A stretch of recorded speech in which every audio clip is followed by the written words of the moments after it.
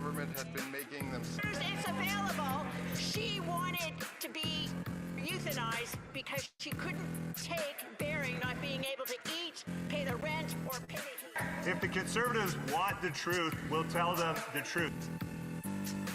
Yesterday from the Prime Minister really freaked these Conservatives out because they saw the ambition in that speech. And not only did they see it in that speech today, as the Prime Minister stood with the Premier investing in new nuclear to ensure the jobs of today and the future, they know that the youth... The only thing that's revolting are those answers. Speaker, there's no lessons from these Conservatives. Trust me on that. It's too bad that minister didn't write the Prime Minister's speech yesterday, because it wouldn't have bored and depressed to tears all of those poor students stuck in that room. There he spoke about how they would have to sacrifice more and that it would take time to reverse all of the misery that has built up over the last 10 years. Mr. Speaker, young people want to have homes. They want to have jobs. They want to have hope. They want a budget that is affordable so they can have a life that is affordable. Will the Prime Minister introduce that budget so that Canadians can restore the promise of their country? And we decide what comes next. Canada know that this government has their back. It will continue. There's going to be a powerful statement for the young people of Canada. Driving inflation. The more Liberals spend, the more it costs Canadians at the grocery store. 25% of Canadians are using food banks because they can't afford to eat. So when will the Prime Minister finally get his inflationary deficits under control so Canadians can put food on the table? Mr. Speaker, Conservative members pretend to care about food insecurity, but then they call feeding children garbage. Mr. Speaker, what's garbage was that answer? Did the Prime Minister see the ad before it went out? Of course there are too many people living in poverty in Canada, but there are significant initiatives being put in place by this government. Being serious means being honest and telling Canada's economy is in fact growing, Mr. Speaker. Thank you, Mr. Speaker. I appreciate the plug for my book. If the member read books instead of talking points, the country would be in a better place.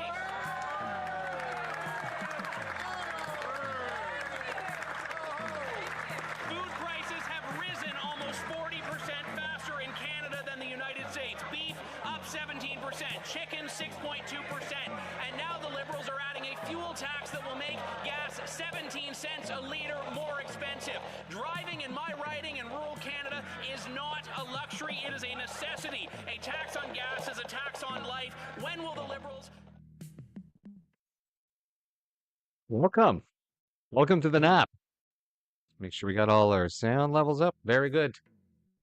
Welcome to the nap, the no answer period, where we cover the question period, prefaced by a review of a lot of stuff that has beset our lands because the government that's in charge loves to meddle. They love to meddle in everything. The nap precedes the question period by about 45 minutes. And of course, the question period is never on time because, well, you know, statements by members run on, and the lower house is a very fluid thing, and the speaker tries to keep it in control as best as he can. And so we'll keep covering the lower house until the government decides to stop showing up. And we will also keep score. And how we keep score is described in the description below. So if you forget, this is how we do it. Basically, when they ask a question, which is anyone but the government themselves, we expect an answer. And of course, they obfuscate. So if they obfuscate, that's not an answer. That's a lie. So they get marked as a lie. If they decide to start embellishing anything or assuming things of the other members, that's a lie. So anyways, they get up to about 3 lies. That's it. We cut them off. And then we go straight into a no answer. Sometimes they actually do provide an answer, but still manage to slide in some lies. Typically, they always answer when a Liberal asks a question, and those are not questions that we track. Those are FBQs, freebie questions that Liberals ask themselves to make themselves look good. So that's about it. Questions, FBQs, naps, answers, and lies. And it's fun to keep track of them. And sometimes we'll throw a little message across the top in keeping with what is going on, what they've said, what we're thinking about what they're saying, stuff like that. Also, We'd like to thank, I'd like to thank my followers and subscribers for following and subscribing and for doing so. So please, if you're new, please follow, share, subscribe. Chat is up. Please feel free to ask anything. And comments drive the algorithm. So if you're watching this on replay, please leave us a comment. We will leave you a response. Well, let's get on to the show. Let's fade into that. Okay, so there's less echo now. All right, so typically, we actually do have to do the show. Here we go. I always cover what's going on with the ostriches. First things first, we've been doing that since we come back in September, covering the nap. Um, Braden's right, does a really good job of covering all this stuff. On the weekend, he did have another post, uh, really, on what has been happening, which is now this is morphed into protests, another Freedom 2.0. Yet just another example of government overreach, now sending out CFIA death squads. And of course, there have been a lot of posts on this. Here is Efrain Flores Monsanto on X during the speeches given by ostrich supporters at the Toronto portion of the Canada-wide anti-CFIA protest. Some gave praise to independent media and Rebel News for raising awareness to the farmers. Full report come here at, and of course, this is their link here to Rebel News where they have been covering this. Here's your picture. They tried to hide their killing of the ostriches by covering with some large blue tarps, but obviously they didn't have enough. And of course, there's bodies everywhere. Now, of course, all these have been just kicked over and they tried to spread out the hay. And well, apparently, if you believe the lies that all these birds were contaminated, that means they just contaminated the whole area. Nobody's allowed in there. And now CFIA has just created this massive toxic zone. Which we know is just a lie anyway, because it was just big kabuki theater, because they were walking around in their little hazmat suits, thinking that they were actually protecting themselves, but then they were sending the RCMP out with pickup trucks to try to get rid of some of this hay, and they were just handling it with hands and walking around in blood-soaked areas in the ground where the rainwater is going through. It's just a fiasco, just an absolute fiasco. Let's listen to a bit of this. It was done in the dark so nobody would know, and then you see a convoy of vehicles going in and out, and then in the morning you hear another hundreds of shots because a lot of the birds didn't die, so it wasn't done humanely. More and more information is coming out about what happened, and this has been going on for probably more than 15 years. It's just that this finally went through the media, and thank God for people like Rebel News. Thank you. Thank you for covering this, because we need to let people know what's going on, and farmers need to stand by each other, and people need to stand by farmers. We all need food to live. At least let it be done humanely. Thank you. Let's be kind, loving, and we show them all what we can do against hate.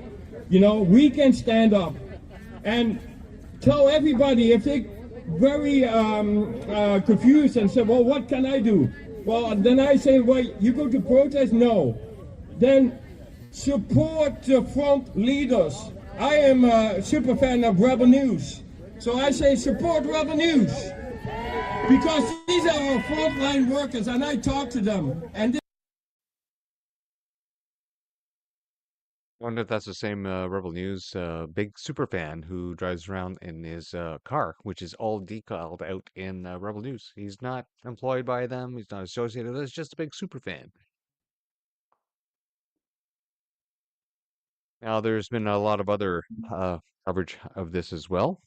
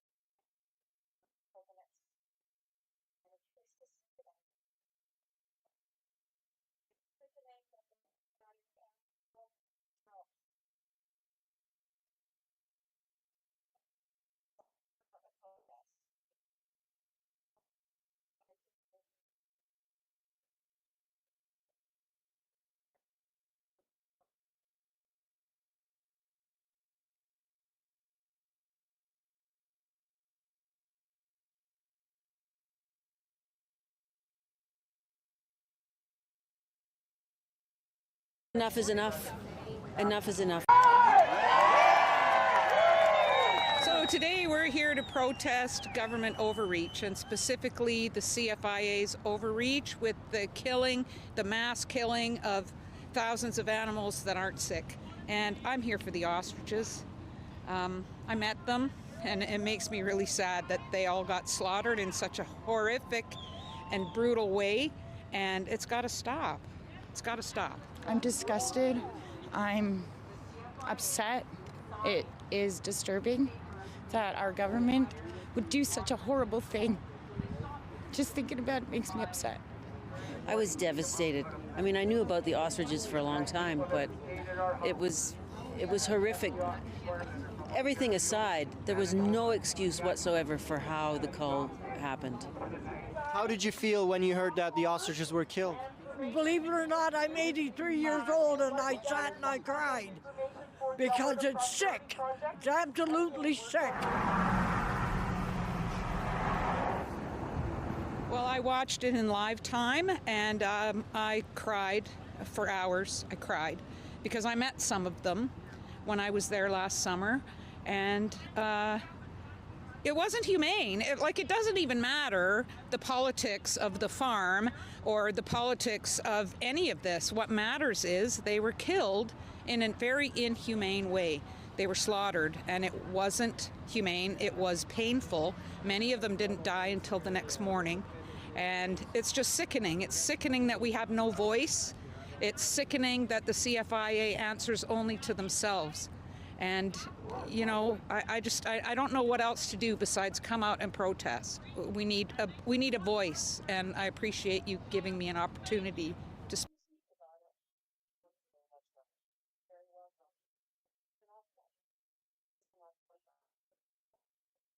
Like I was saying, go here and support Media Bizergan. He used to work for Rebel News, gone off on his own, and he does some good coverage. Here's Dre as well, covering the protest on the weekend, and this is going to become a regular thing. That's what happens when a government abuses its citizens. You get a reaction. You absolutely get a reaction. All right. Let's move on to our next story.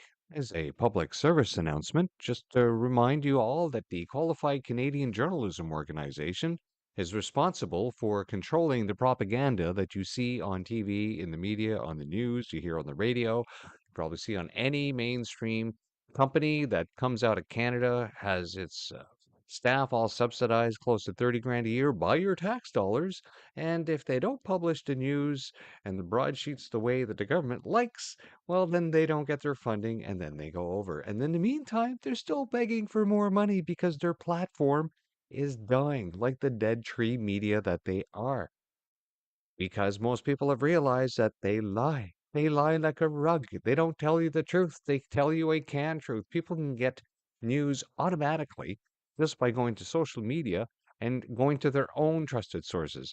These media bodies themselves are no longer trusted sources. They try to sell them off as that, and the government keeps them going because it's the only thing that's left that they can control when it comes to the message, other than their own little pitiful posts that they put by themselves that just get ratioed and trashed because people have had enough of the lies.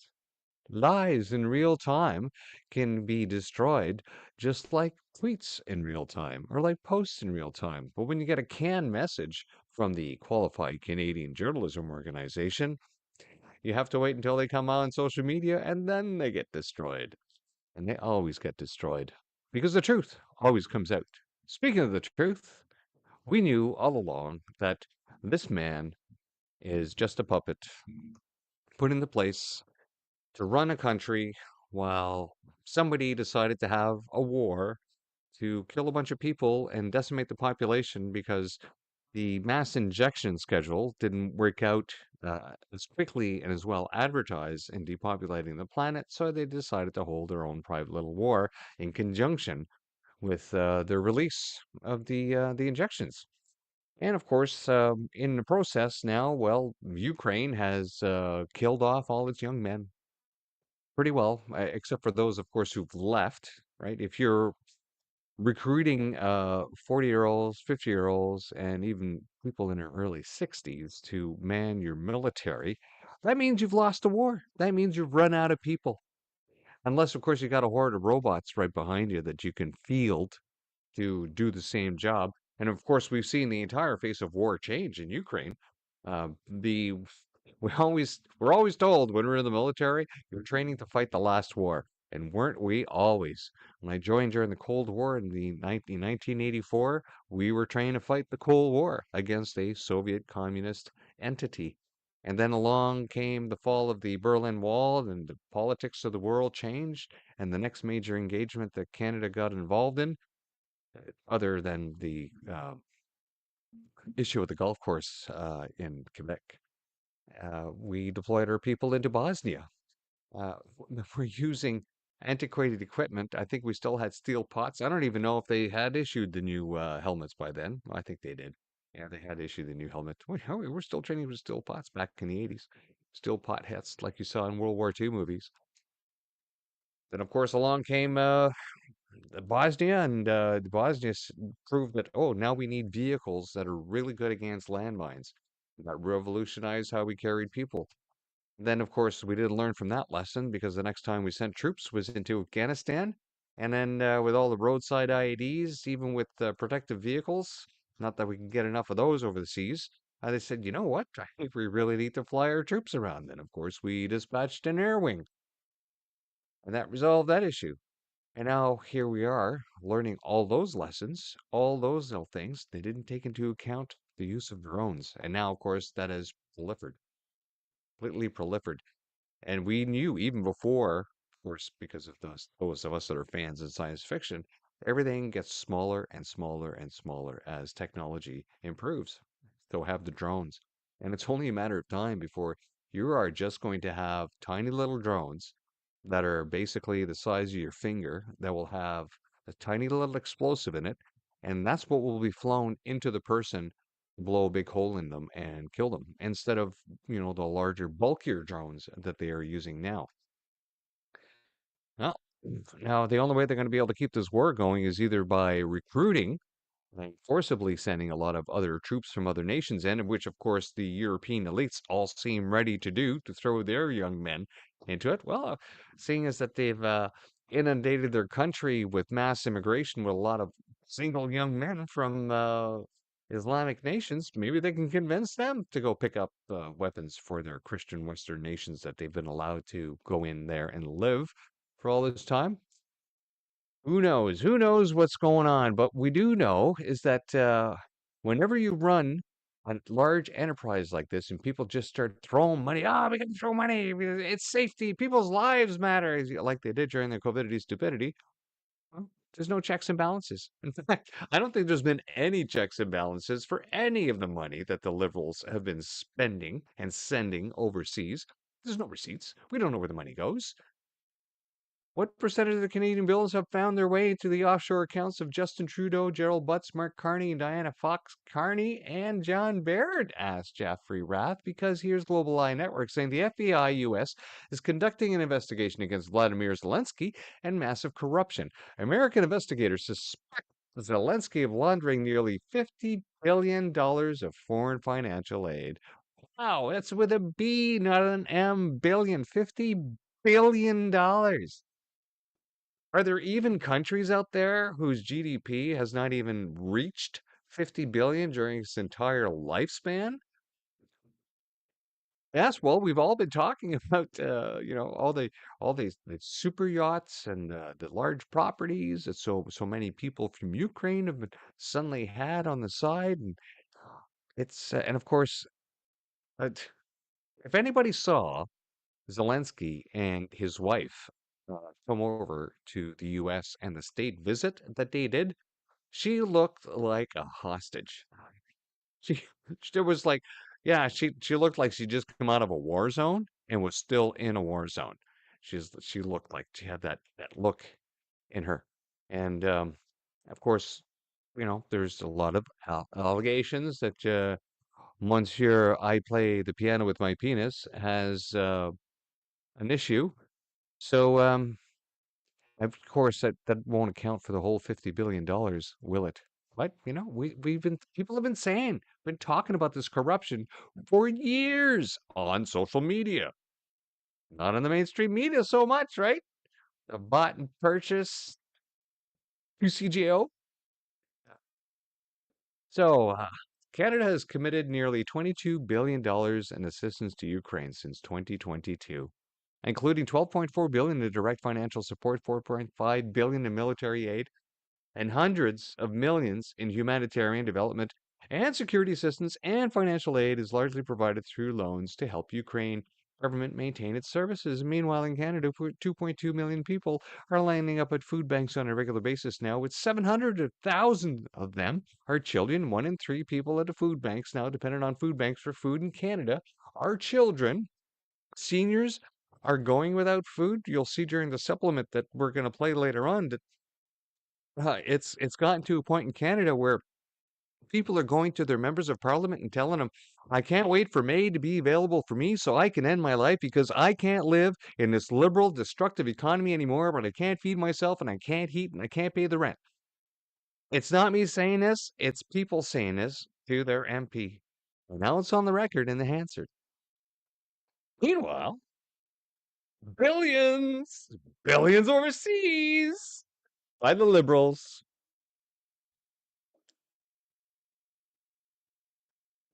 Mark Carney.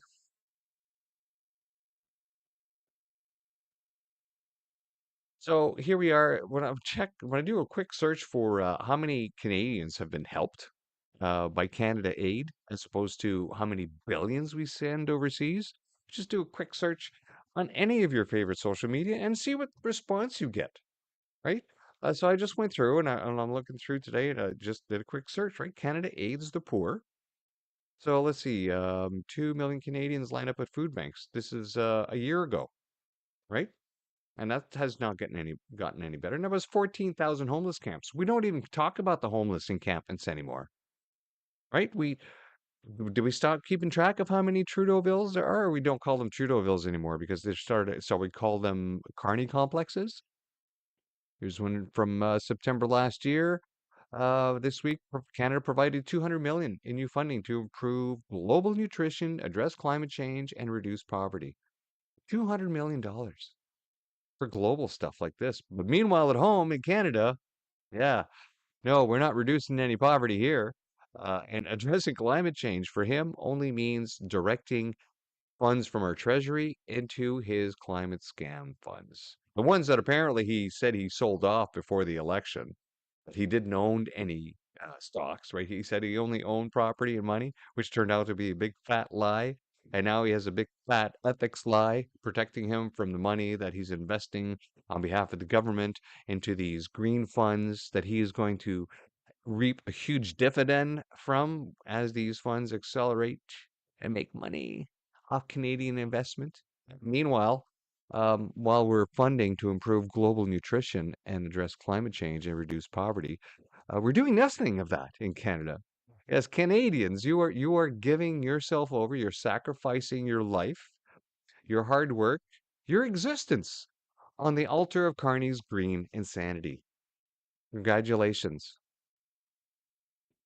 For your troubles, you will not get a certificate. Now, breaking, according to court records, the Premier of BC has not filed a stay of proceedings in the Cowichan land claim case, despite telling the public he had done so in August. Richmond landowners are all alone. Yes, well, that's the thing about politicians, right? They lie like a rug. And he is one tall guy, right? They often say that the taller you are, the shorter your lifespan is. And I think it's just the way our society is designed. It's not designed for tall people. And there's the other thing too. I mean, taller you are, the harder the fall, especially if you trip on something and your head hits the ground. It's quite a higher distance. Premier says BC will ask court to stay implementation of Cowichan tribes. Hmm. Well, I guess we can take him at his word then, right? Not. Michael Barrett, MP, Conservative. I believe is just down the road from here in the uh, Thousand Island area down here, southeast, northeast, east of here. Brookfield COO testifies Monday at the Ethics Committee about Prime Minister Carney's conflicts. That's today. How is the PM tied financially to Brookfield? How can he profit from decisions his government makes? Conservatives will demand the answers Canadians deserve. Of course, the questions that he's asking are questions that we already know the answers to. And it's just fun to watch these guys squirm. Now, remember that this fella here that they're sending it to, initially Brookfield came back and goes, well, are people a little too busy to show up at your parliament? And at the time, it was like, well, they do still have some businesses in Canada. I mean, they move their headquarters and a lot of their business down to the States to avoid, you know, having to deal with their taxes. They also have this huge tax haven in is it Cayman, Bermuda, Bahamas, somewhere down there, but it ain't in Canada because that's why they're avoiding taxes. In fact, it seems that Brookfield is very good at avoiding taxes everywhere, everywhere. And there's been a lot of questions asked about that. And they had um, they had some people in committee. Well, they've been having people in committee regarding this constantly. And I forget if this is the video itself where he asked them what can be done.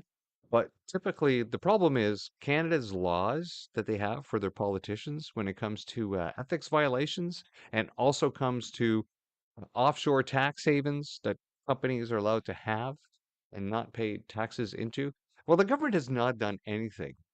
We have not done anything to tie up these loose ends, mostly because of lobbyists, right? We have a lot of lobbyists, whether they were lobbying prior conservative governments or very effectively lobbying the current liberal government, especially when you have a leader there that just doesn't care. He's just out in the open, flagrantly, blatantly going on trips to have people invest in a fund that he's largely invested in, this analytic fund. It's just crazy. And of course the news they don't report on that. That's Carney's fund. That the fund that he's getting them to invest in, that they're investing all their pension stocks into is his fund. Anyway, um I don't know, forget if this one here, but I think the argument is that whenever you look at somebody to see what it is they're doing, you don't break them down into several separate entities, right? They are responsible for the entire work of themselves, right? So if somebody came to me and says, "Hey, I saw your video on your gardening channel. Could you talk to me about that?" And I'm like, "Well, no. You see, because I'm not part of that. You would have to talk to the gardening channel." Jill, not the Occam's razor, the nap, Jill, which I am right now. That's a separate entity. You'll have to make an appointment for that one. and we don't talk about those things. We keep them separate. And we're like, what? Excuse me? Can't you just? That's how they very loosely. Let's listen to this video. From coming from Brookfield, benefiting financially from Brookfield using these aggressive tax avoidance structures while in a position where they're supposed to be defending the public interest, but they're personally invested in an outcome that is at best partisan to one side of it, but likely is contrary to the public interest and the common good in general. Very brief response, please. You have 5 seconds. Absolutely. I mean, I think that you have to have trust in the system, and that if Mark Carney wants to come clean as the Prime Minister and move forward on this, I think that the government should be putting forward legislation on public country-by-country reporting. Thank you, Mr. Ward. Thank you. That concludes the time. I understand that you want us to do more. You're very knowledgeable about this subject matter, but can you at least acknowledge the government has done some good things for us? Mr. Deneau and then Mr. Ward, short answer, please. Merci. Thank you. Quick answer. There are 3 indicators that matter. The first is direct foreign investment. Are multinational businesses still actively transferring assets to countries considered offshore tax havens per Statistics Canada? You could look at the top 10 countries. Interrupt you, but could I just get you to answer yes or no whether you think that those things that I listed were positive steps in the right direction? No, that was the question that I... Please give me a positive response. Il n'y a pas de conséquences. Well, there are no consequences from the point of view of tax revenues, allowing that would allow Canada to put in place programs that match people's expectations. Countries are still transferring profits abroad. The tax base is still being largely funded by the middle class, and social programs remain underfunded. Okay, Mr. Ward, would you be able to answer with a short answer, yes or no? There has been progress, but it's not nearly enough, and some of the progress has recently been unwound with basically the death of OECD's Pillar 2, the minimum tax, with exempting the U.S. makes it pretty useless, and Pillar 1, which was aimed at the largest companies in the world, is dead because of the U.S. won't adopt it. So there's been some steps forward and several steps backward as well. Okay, thank you. Thank you very much. That concludes the time. So, I bet you anything, if you ever listen to a Liberal quote this, because he said there have been some steps forward, that's where the Liberal cut will end. And they will probably quote this guy saying, but he said there have been some steps forward. That's who the Liberals are. They've actually been, in the last session before this fall session started, they were renowned for repeating stuff that was in a report that was then contradicted by the following page that explained further in the following page and said, yeah, but all those numbers are wrong because of this. And they kept referring to the first page and not flipping the page over.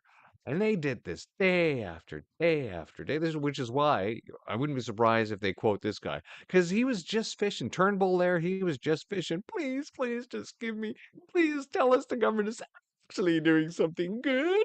It can't be all bad news, can it? Can't be all bad news. I think I've been watching Clone Wars recently with Zero. So speaking of Carney's direct conflicts of interest, of course, Moose on Elusive here. Right? He'll just post this, right? And you can go straight to his spreadsheet, and you can get all the info. Can I make this bigger? Yeah, it's just it wants to keep going back. Well, go to Moose on Loose. Check out his stuff. But these are just some of the conflicts here that he has been slowly putting together since April last year, continually adding to it every time something comes up. And again, this is the same work that all the staffers for the MPs are currently doing as well in Parliament. So I'm wondering if they're comparing notes back and forth to what David here has accumulated on his spreadsheet. State-owned, left-leaning AFP attacking me for fake fact checks. So we saw a lot of these fake fact checks happening during the COVIDity stupidity, where they kept coming out and they said, "No, distancing works, masks work, the vaccine is safe and effective," and then it turns out everything was a lie. There was no science to back it up. Even though some people still believe it today because of these fact checkers that are funded by the government. So let's listen to Mario. I think I'm under attack, and I think I figured out who it is. Check this out. A few people told me, Mario, I tried sharing your video, and it comes up with a message saying you got a fact check, and it said it's missing context. And so when I click on it on Instagram, it says AFP, that Canadian politicians, influencers are spreading invented refugee entry app claims. Interesting. Let's check it out. And so I click on it, and this is the article that was just published. But hang on, it gets good. Let's listen to what the head of the CBSA, the president, said about the app, where he's asked, so it's like a phone app, and he says yes. And P.S., I sped it up a bit. They're short-staffed. We're allowing people into the country without first doing that security screening. Okay, hold on a second here. So you're saying that a refugee claimant coming to Canada goes to a machine and says, I want to be a refugee in Canada, hits a button, and they're in the country, is that what you're saying? Yeah, it's not a machine, it's an application. So the one-touch system, they're given instructions on how to use that. That connects directly with IRCC, and they're given that documentation to complete on their own once they're in the country. We're not doing that. So basically, they take out their phone theoretically, and they tap it a few times, and they're now in the country as accepted by our country. Yes, we get some basic data from them, and again, we do the biometric. He asked if they take out their phone, and the answer was yes. So when they wrote this article, they reached out to the CBSA through email, and they said, hey, is this an iPhone application or an application you can download? Apparently, they wrote back and they said no. So shouldn't the title be fact-checking the president of... There is so much legislative fuckery going on regarding immigration in Canada. It is just astounding. Again, the Canadians are just not paying attention. We know they've added another million to Canada so far this year, right? Now, of course, the minister has come out and said that, oh, yeah, they don't need medical exams before they come into Canada. Meanwhile, of course, we've lost our measles status. And then they're in committee right now wanting to allow the bureaucracy to give them power to arbitrarily start moving around people who've immigrated into Canada or people who are newcomers, refugees, any one of them, temporary foreign workers as well, right? And this is something that came out of the COVID stupidity. They put together this legislation that would allow the bureaucracy themselves to go outside of Parliament's decision, which is the powers they're trying to give themselves, to just start deporting people or moving people around. Now, of course, the question is like, well, why didn't you put the legislation through instead? Well, it takes too long. Takes too long? Well, here we are, like, how many years later from the COVID stupidities? Of course, this legislation was together in 2022, and they're saying, well, first off, why would we want to give up this power as legislator? And secondly, you've lost control of migration. You don't know where 20,000 people are who are criminals, and you're send out search warrants for them. Apparently, you say you know where they are. You've lost track of another 12,000 that are criminals that you don't know where they are, that you have yet to issue search warrants for. But now, of course, you're saying, oh, trust us, give us this power, and we'll take care of the problem that we created. Well, what they don't tell you, though, is that there's a little unknown little piece in there that says that they can just look at the work status in Canada and say, hey, look, there's not enough workers over here in this part of Canada.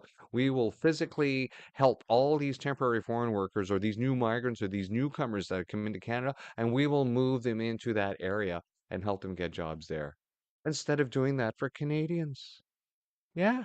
Instead of helping the local Canadians there getting those jobs, or maybe move some people around regionally to help them. No, no, no, no. The feds will come in and help brand new people who have nothing to do with this country, who haven't spent their blood, sweat, and tears, were not born here, right? They're just all brand new people. Give them a bunch of more money to move them around under the auspices of, oh, we let too many people in, so we need to have this power to move them out, when really all they want to do is just the power to move them around without any accountability. That has yet to hit the news. So the story that Mario was talking about, Barbara Ball, who also ran as the MP for Conservative seat in Carney's riding. Of course, she didn't win, and she still pointed out that Carney still does not have a constituency office. Still doesn't have a constituency office in his constituency. His constituents have to go to the neighboring constituency offices to talk to an office there if they want help. Unless, of course, I guess if they call up Parliament Hill and say, "Hey, can we come down from the PN and maybe have an appointment with my MP?" You know, I don't know. I don't know how it's working for them, but apparently it's probably working as good as it is for Mark Carney's constituents as it's working out for the rest of the country. Elbows up. He goes, my post stated that asylum seekers can cross the border without full security screening at entry based on public parliamentary testimony. After AFP labeled it as missing context, I clarified what was unscreened means. The result, Instagram appeal system refuses to upload my evidence. No review, no human response, just shadow ban. Yeah, that's why I don't really use Instagram. And who does AFP Canada partner with? The Toronto Star and CBC, both of which support the government's immigration narrative. This isn't fact checking, it's foreign owned media, colluding with Canada's legacy press to silence citizens who question refugee policy. Welcome to the algorithm. Yes, it's the same bullshit that we're pulling on us during the COVIDity stupidity. And they think they can control the message just by sending out their media goons to just put out more lies. And the problem is they've got elbozos out there who buy these lies all the time. Well, she just won't go away. Now she's triple dipping. Triple dipping, right? So she going to be the CEO in the UK while remaining an MP for Rhodes as Rhodes Trust CEO.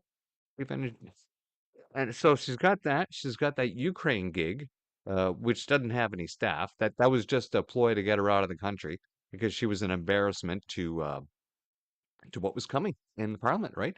She she refused to put out the last budget because it was too high, and now we have this budget that's almost twice as high as the budget she didn't want to put out.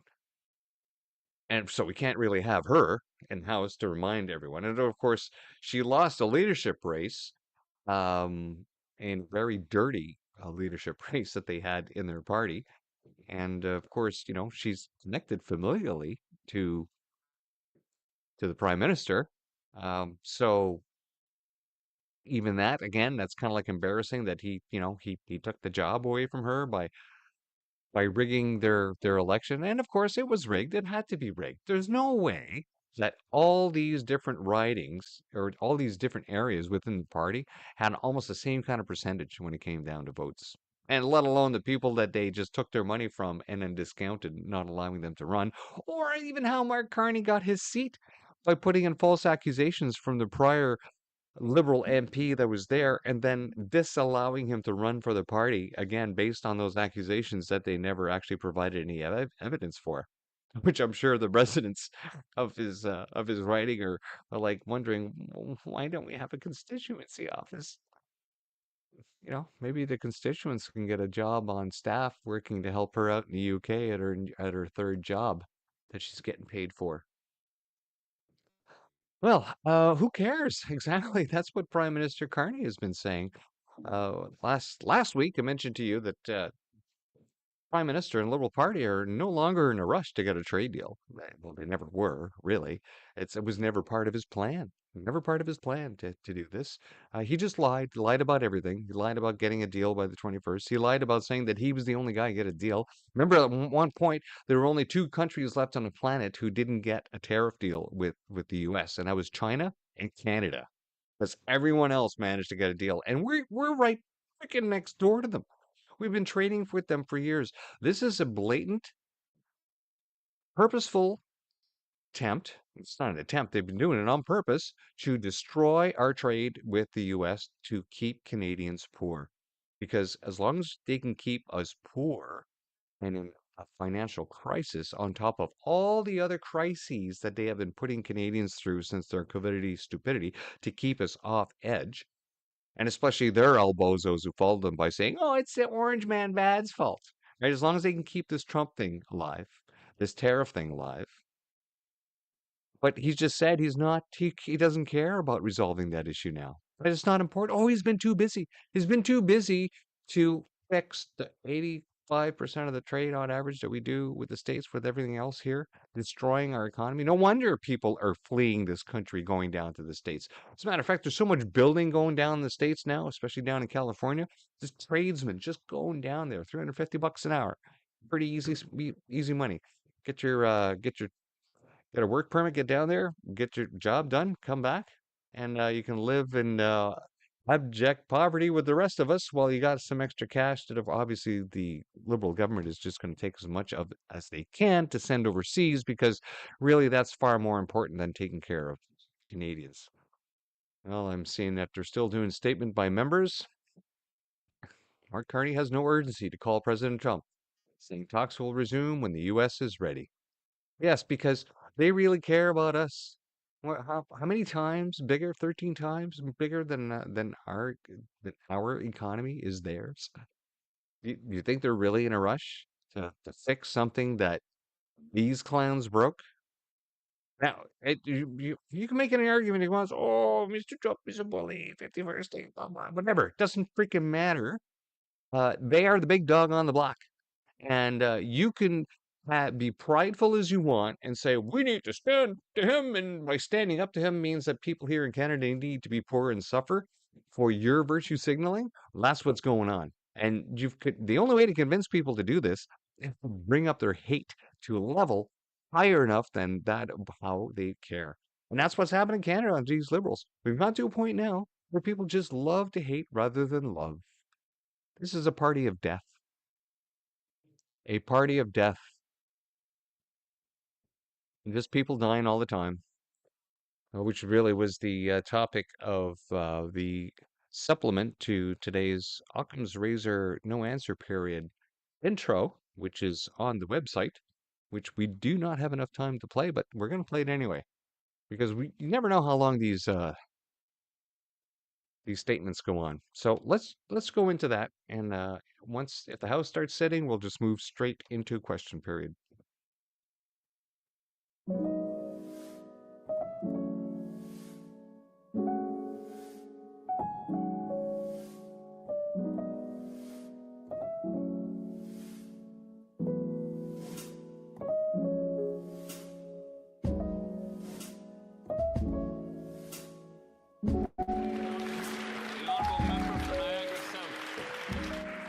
The Prime Minister has circled the globe 4 times, meeting with world leaders for photo ops, meaningless letters of intent, and 0 investments. He's returned with nothing, and after 28 trips, Canadians are fed up. After meeting with China, China imposed more tariffs. After meeting with India, India imposed more tariffs. When he went to the UK, crickets. He went to Washington, and Trump imposed more tariffs. Why is it whenever the Prime Minister hops on a plane for another photo op, Canadian families get stuck with higher tariffs? Honorable Government House Leader. Mr. Speaker, I want to end this question period, at least the Conservative question. We started this question period talking about a very unfortunate quote from the member from Calgary-Midnapore. I want to draw your attention, Mr. Speaker, to a quote from the member for Algonquin-Renfrew Pembroke that I don't think really elevates the late nature of debate in this House.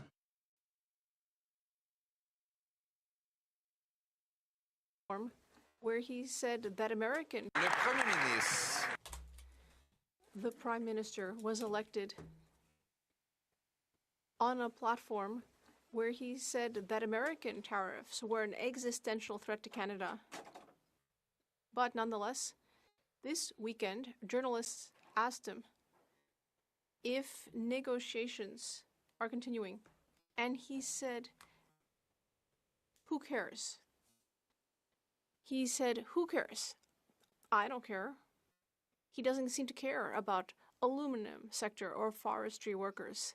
Is that really the message he wants to send to Quebec workers, that he doesn't care? The Honorable Government House Leader. Mr. Speaker, last week, the member for Prince George, Peace River, Northern Rockies, took up MAGA accusations stating that immigrants slowed down the Canadian economy. I think Canadians deserve to know if the leader of the opposition approves of those comments. Mr. Speaker, my question was for the Prime Minister, who is here in Ottawa, who said yesterday, when asked about jobs for people in aluminum, steel, forestry, and many other sectors who are suffering because of the Prime Minister's failures and his broken promises. And he said, who cares? How is it that the Prime Minister doesn't care about the fact that people are losing their jobs in Beauce, in the Saguenay, and elsewhere in Canada because of his failures? How is it that all he had to say was ask, who cares? The Honourable Government House Leader. Speaking of serious matters, Mr. Speaker. In English. Last week, the member for Prince George, Peace River, Northern Rockies repeated MAGA claims that immigration and immigrants are a drag on the Canadian economy. I think Canadians want to know from the leader of the opposition. Not from the top, but let's take a little pause and let the noise level drop a bit, and may the House Leader may continue. So the member said, repeated MAGA claims that immigrants are a drag on our economy. I think Canadians want to know whether the leader of the opposition approves this kind of language, and will he sanction the member, yes or no? The Honourable Leader of the Opposition. Mr. Speaker, the Prime Minister claimed during the last election that the U.S. tariffs were an existential crisis, and I quote, requiring that he immediately be elected to, quote, negotiate a win and get a deal by July 21st. Well, a few days ago, he was asked about the state of those negotiations, and he said there are no issues of importance to discuss. In fact, he said, who cares? Mr. Speaker, we care. We care about the workers who've lost their jobs and don't have pay to make their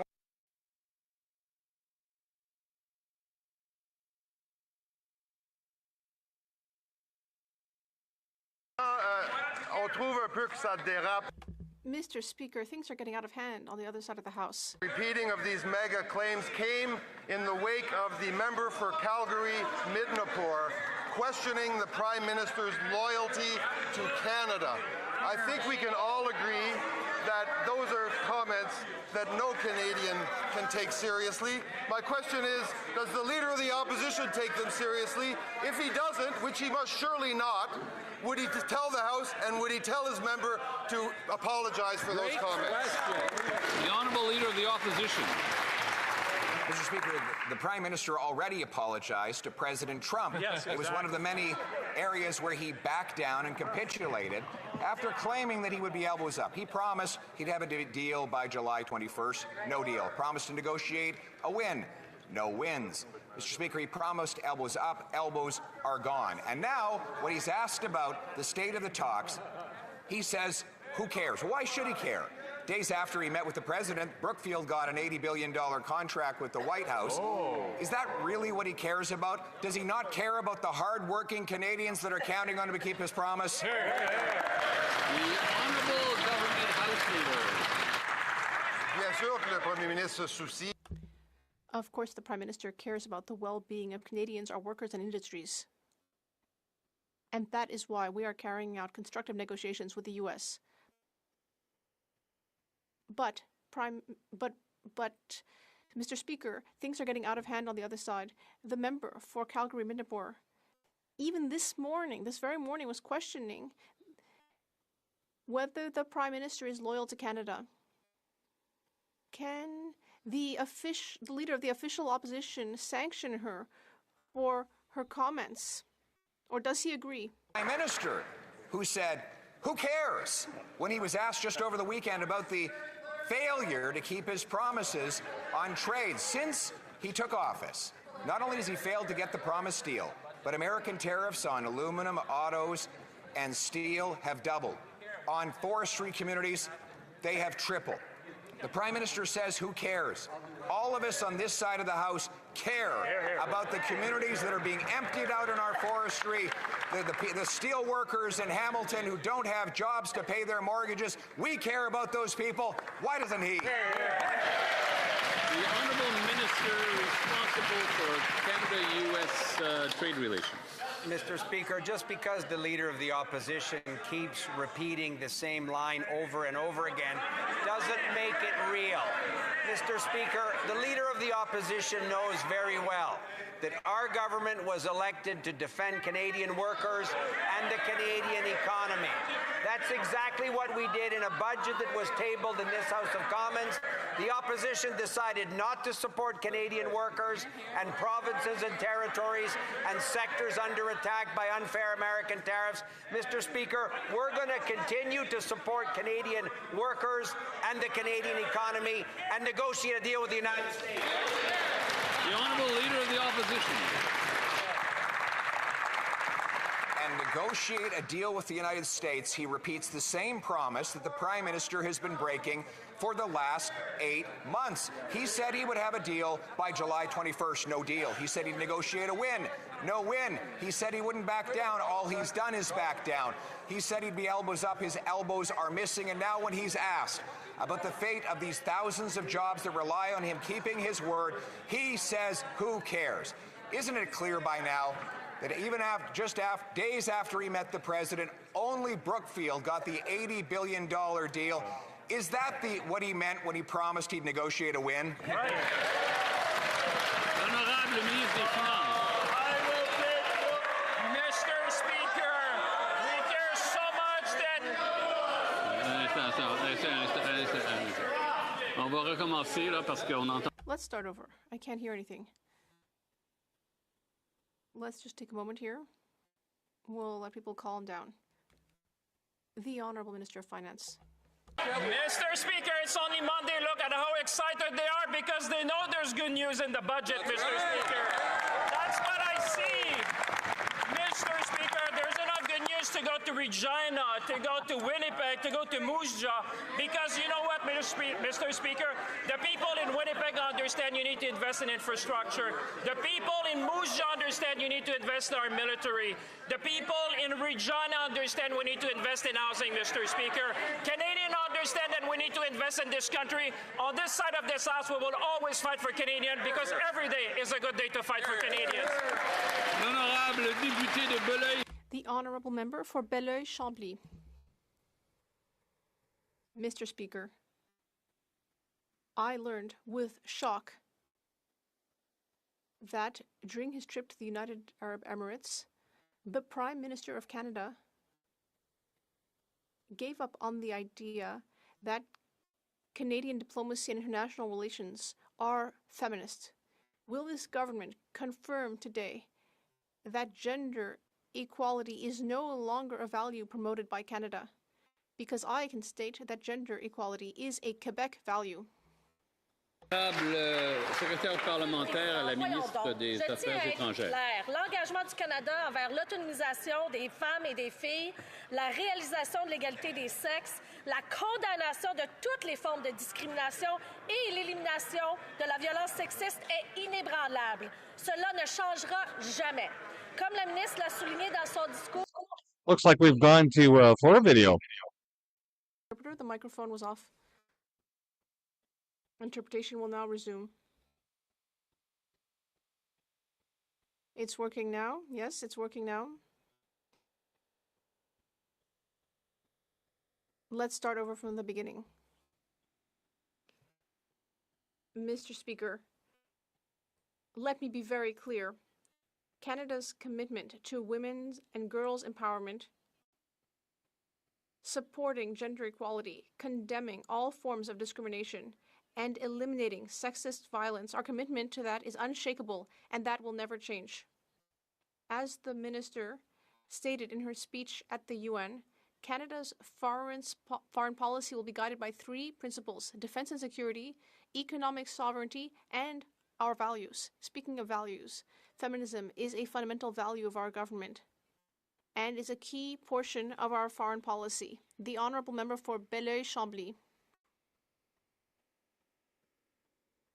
Ça sent le loup. Well, I see that there is a lot of discomfort on the other side of the House.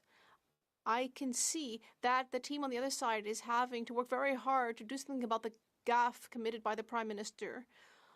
The idea that we need to fight for a better world, the dramatic weight of the message of what he said on the international stage, is this not rather a matter of pleasing the sexist regime in the UAE? The Honourable Parliamentary Secretary. Mr. Speaker, I just spoke about values. Feminism is a fundamental value of our government and a key portion of our foreign policy. As we continue to diversify our trade relationships, and as we continue to create opportunities for our workers, the Prime Minister has restated his commitment to fighting sexist violence and inequality, both within Canada and abroad. Thank you. The Honourable Member for Belleuil-Chambly. Mr. Speaker, this is the art of speaking out of both sides of your mouth. We get the occasional remark about supporting feminist values, but actually, internationally, the message is that Canada no longer cares about gender equality. And as though by coincidence, that's at the very time when the Prime Minister is hoping to receive tens of billions of dollars from the United Arab Emirates. How can that be explained? The Honourable Parliamentary Secretary. Mr. Speaker, I'm trying to be very, very clear. Canada's commitment to the empowerment of women and girls, the realization of gender equality, condemning all forms of discrimination and eliminating sexist violence is an unshakable commitment, and that will never change. As the Minister stated at the UN, and I mentioned this earlier, Canada's foreign policy will be guided by 3 principles, including values. And speaking of values, as I said, feminism is a key value of our foreign policy. Honourable Member for Oxford. The Prime Minister said he was a master negotiator and looked our auto workers in the eyes, promising a deal with the U.S. But now that he's failing, he's shrugging it off, saying, it doesn't matter.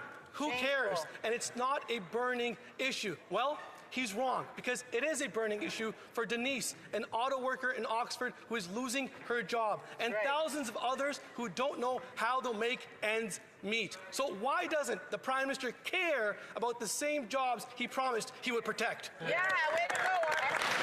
The Honourable Minister responsible for Canada-US trade.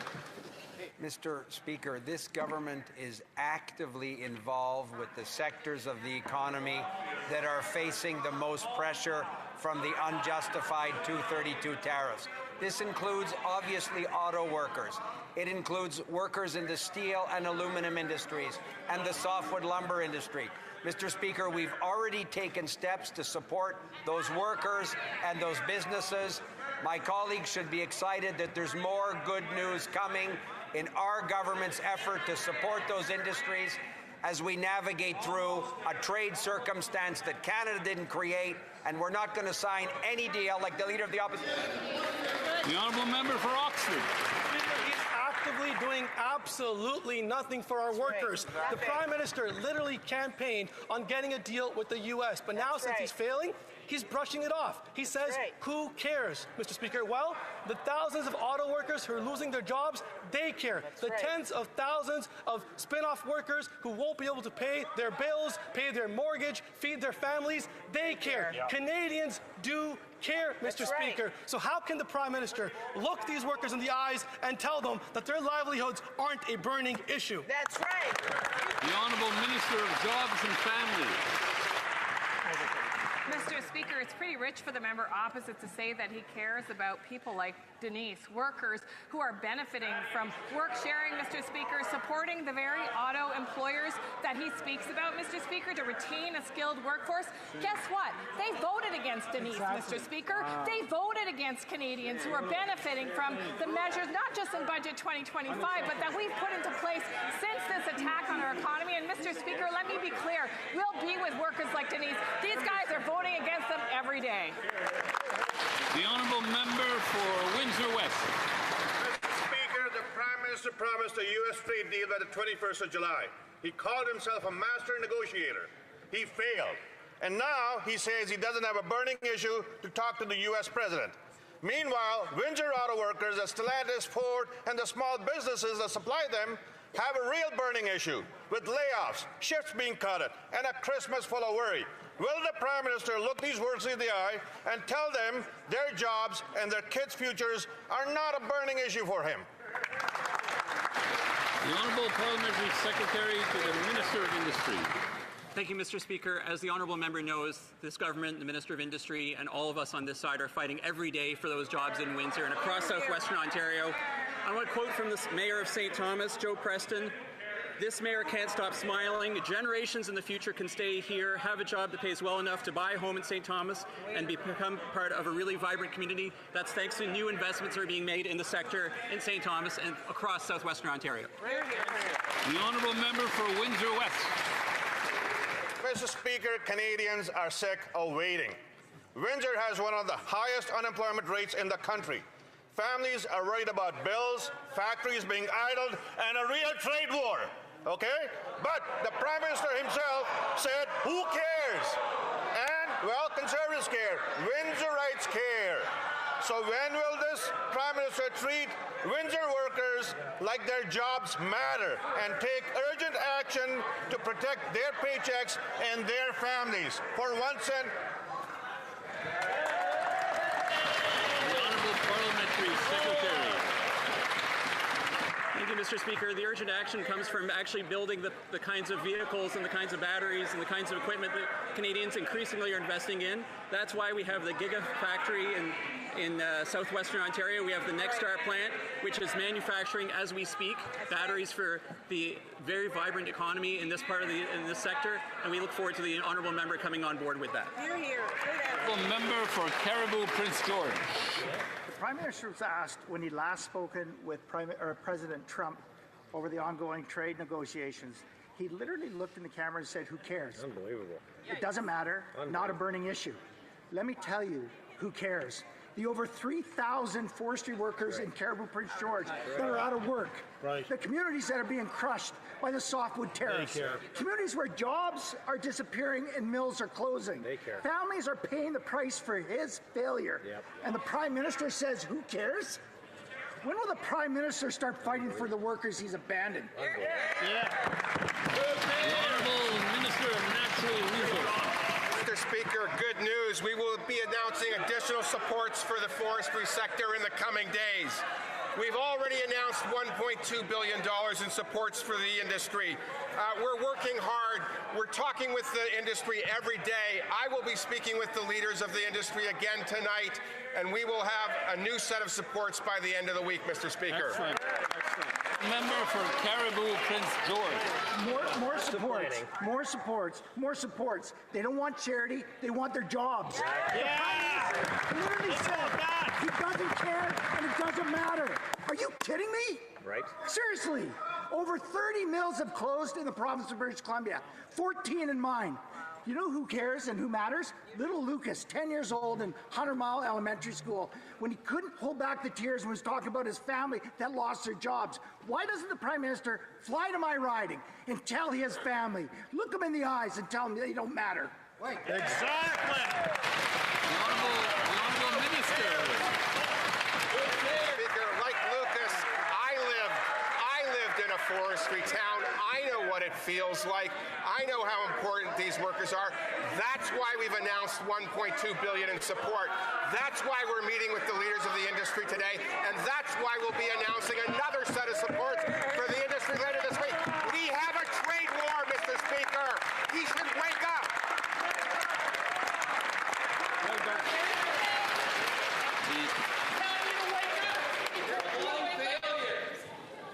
Who cares? The Honourable Member for Tubik-Mactaquac. Mr. Speaker, the Prime Minister once said he was a master negotiator who could secure a deal with President Trump by July. He failed and now shrugs it off, saying who cares, and that he doesn't have a burning issue to speak with the President about. Well, I can help him. New Brunswickers care because 93% of our exports go to the U.S. The longer this issue goes unresolved, the more uncertainty there is for New Brunswick's forestry workers. You tell that to the people who live in Florenceville, Bristol, or in Plaster Rock, or in Nakawik. They certainly do care, and they want a government that responds. When will the Prime Minister secure a resolution and meet with our closest neighbor? The Honourable Minister responsible for Canada-US trade. Mr. Speaker, it might be useful to remind our colleague from New Brunswick that this government had been engaged in constructive and extensive negotiations with the American administration, and we were pursuing a deal that we believed would be in the interests of Canadian workers and the Canadian economy and the Americans as well. Mr. Speaker, President Trump decided to suspend those negotiations, and while he did that, Mr. Speaker, is my colleague suggesting that the government do nothing to support those very workers he talked about?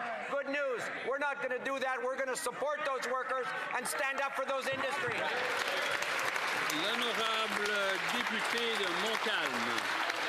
The honourable member for Montcalm. Mr. Speaker, let's talk about Brookfield, the Prime Minister's company that he still holds shares of within a blind trust.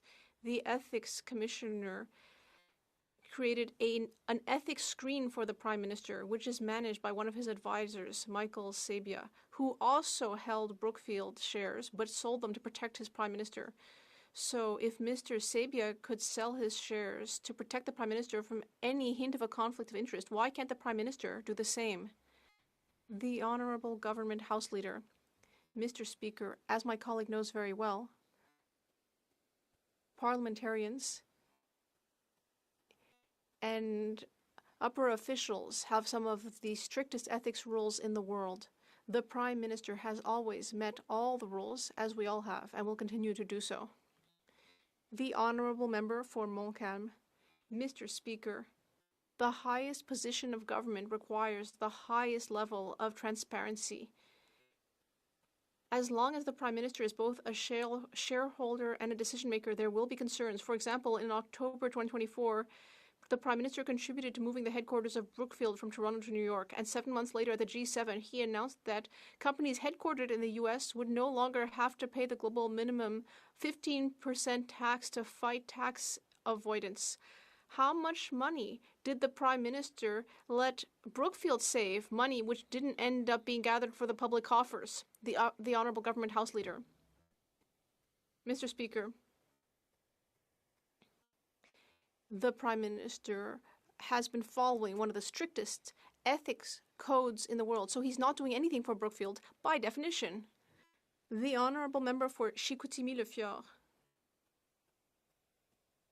We should remember that during the campaign, the Prime Minister said he was a great negotiator who was going to get rid of the tariffs before July 21st, but now it's the 24th of November, and the negotiations are completely stuck.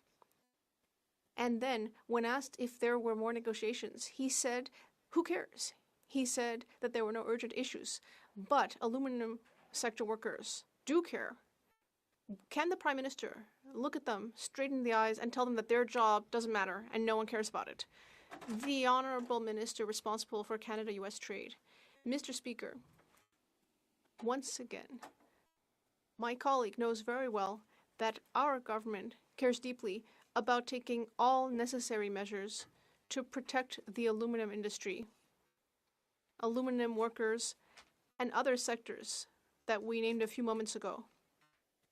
As he knows, President Trump decided to suspend negotiations. Even though, from our perspective, these negotiations would have allowed us to reach an agreement that would have been in the interests of these workers. So as long as the U.S. refuses to negotiate, we will be there to protect those industries. The Honourable Member. Mr. Speaker, since the arrival of this Prime Minister, not only have aluminum tariffs remained in place, but in fact they've doubled. Quebec produces 90% of Canadian aluminum. And in my region, in the Saguenay-Lac-Saint-Jean, 30,000 direct and indirect jobs depend on that sector. Those workers need these paychecks to house and feed themselves. How is it that the Prime Minister says that he doesn't care? To the Minister of Industry. Merci, Monsieur le Président. Thank you, Mr. Speaker. As my colleague knows very well, we have been fighting these tariffs with our Strategic Response Fund. We also have our Canadian procurement strategy in order to support these sectors and use their products in national interest projects. And we hope that on the other side of the House, they will support us. The Honourable Member for Hamilton East, Stony Creek. When the Prime Minister was asked this weekend whether he had spoken to Trump about trade, his response was, "Who cares? And it's not a burning issue." Well, I can tell you who does care. Conservatives care, and so do the thousands of Hamilton steelworkers and manufacturing workers that go to bed every night wondering if they'll have a job in the morning. How can the Prime Minister look at Hamilton steelworkers in the eye and tell them that their job security isn't a burning issue? The Honourable Minister of Jobs and Families. Well, I think, Mr. Speaker, the steelworkers would be pretty disappointed if they knew that that Conservative Member of Parliament keeps fighting against the very measures that this government is putting in place to save our steel sector, Mr. Speaker. I was at Algoma Steel just a few months ago working with that company and its workers to make sure they have the liquidity so that they can find new markets, protect those jobs, ensure their workers are trained and attached to the workforce. These are concepts these Conservatives can't even understand, Mr. Speaker, because they keep voting against the very people that sent them here. The Honourable Member for Hamilton East, Stony Creek. Mr. Speaker, that is a 30-second admission of guilt and failure on this government. A response of who cares is a terrible attempt to downplay the important trade deal, how important a trade deal is for Canadian steel and manufacturing. The steel workers of Hamilton want an answer. They want a deal where they give them job security, pay their bills, and feed their families. A deal that was promised to them July 21st. So on behalf of the Canadian steel and manufacturing workers, when will the Prime Minister deliver on his promise and get a deal done? The Honourable Secretary of State for Labour. Mr. Speaker, I've met with workers from Ingersoll, forestry workers in BC, and I've met with steel workers in that member's riding. Our message is consistent. We'll be there for workers. We'll be there for their families. My question for the member is, why did he vote against the budget? The budget provides supports for all of these industries, but they like to come in here, perform for the camera, Mr. Speaker, but we're doing the work. We're going to defend our country. Honourable Member for Regina Luban. These Liberals think Canadians should be satisfied with begging for scraps from their table. This Prime Minister said he'd be a master negotiator. He said he'd get a deal done with Trump by July 21st. He failed. Now he says, who cares? There is no burning issue. Well, Conservatives care, and so do the members of USW 5890. They're the hardworking men at Interpro Steel in Regina, and they care about their jobs. So how can this Prime Minister look them in the eye and say their jobs that feed their family aren't a burning issue? The Honourable Parliamentary Secretary to the Minister of Industry. We're going to defend our workers by having a $5 billion strategic response fund. That's right. That party voted against that. That's We're right. going to defend our workers by having a Buy Canadian policy, the most ambitious Buy Canadian policy on record. This party opposed that. We're always going to be there for our workers. The question is that party going to be on their side? The Député de Sudbury. The Honourable Member for Sudbury. Mr. Speaker, Canadians support our efforts to diversify Canadian trade.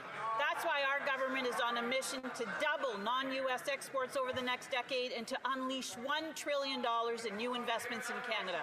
Because every door that the Prime Minister opens means more opportunities for the businesses in my riding to reach new markets, grow their business, and create jobs in Sudbury.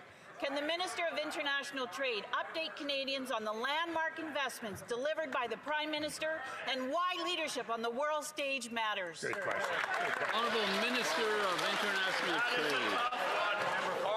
Her important question and her tireless work. What began in 2014, the Canada-UAE investment agreement, this government finished in just months, leading to our Prime Minister securing the single largest investment commitment of $70 billion, Mr. Speaker. We are now elevating our relationship by negotiating a trade deal to cut tariffs, remove red tape, and boost Canadian exports to the UAE. We are building new international relationships to grow trade, attract investments, to build the fastest growing economy in the G7. Thank you, Mr. Speaker. Member for Fort McMurray Cold Lake. Every dollar the Prime Minister spends comes out of the pockets of Canadians, driving up the cost of everything. Food inflation on baby formula is up 84% in 8 years. Formula is one of the top stolen food products in Canada, and it is now kept under lock and key in many places in Canada. I heard from Sierra, a Manitoba mom, who knew she was buying stolen baby formula, but she did it anyways because she had no other choice. Does the Prime Minister care that parents can't afford to buy baby formula? The Honourable Secretary of State for Children and Youth. Thank you, Mr. Speaker. On this side of the House, we are taking action to fight food insecurity. This is why, among other measures, we're making the National School Food Program permanent to ensure more children have access to healthy meals at school. This also represents over $800 in savings for families on their grocery bills. We introduced a middle-class tax cut. We've introduced dental care. We have early learning and child care arrangements with provinces across the country, bringing costs down by thousands of dollars. We are there for families. I'd encourage the members opposite to support these measures as well. The Honourable Member for Fort McMurray Cold Lake. Babies don't go to school. What's their problems? They don't even listen. This is about baby formula, not school food. The Liberal programs aren't working and they're making it worse. Families are switching to cow milk and solids earlier than doctors recommend because they have no other choice. They can't afford baby formula and they don't want their children to starve under these Liberal policies. Does the Prime Minister care that families are making tough choices because they refuse to act? The Honourable Parliamentary Secretary. Mr. Speaker, this government is investing in children and infants, children of all ages. Not only did we create the Canada Child Benefit, families received it last week. We also committed to $10 a day childcare spaces across the country. Parents in my riding are saving over $10,000 a year for their kids. But don't take my word for it. Let me tell you about what a parent said at Andrew Fleck Children's Services. They said, we've been able to have healthier meals at homes and start saving for post-secondary education with early learning and childcare. Without this extra funding, it would have been impossible to survive and live in our current house. That's the difference that The Honourable Member for Cambridge. The Liberal government is the costliest in Canadian history, and hardworking families are paying the price. In my community, people tell me they're working hard and saving up, but they're still walking out of the grocery store with half a cart for twice the price. Demand at the Cambridge Food Bank is up 114%, and 1,000 new families are turning to it for the first time. The culprit is simple. It's the Liberal industrial carbon tax on farmers and fertilizer that gets baked into every loaf of bread and every slice of meat on the shelves. Why is the Prime Minister insisting on not only keeping the industrial carbon tax, but raising it when Canadians already can't afford to feed their kids? The Honourable Government House Leader. We're back with the imaginary taxes again, Mr. Speaker. We're back with the imaginary taxes. There is no tax on food. Farms are largely, if not totally, exempt from the industrial carbon tax. Even their favorite Twitter guy, the food professor, says that there is no incidence on food prices from the matters that the member mentions. I would invite her to correct herself. Thank you. Honourable Member for Cambridge. Mr. Speaker, the best program is a good-paying job with low inflation. Yet after 10 years of this Liberal government, Canadians have neither. The same government that created this mess now wants applause for pretending to fix it. But more government and more taxes only mean more inflation for Canadians. Food prices have climbed nearly 40% faster here in the U.S. and faster than wages can keep up.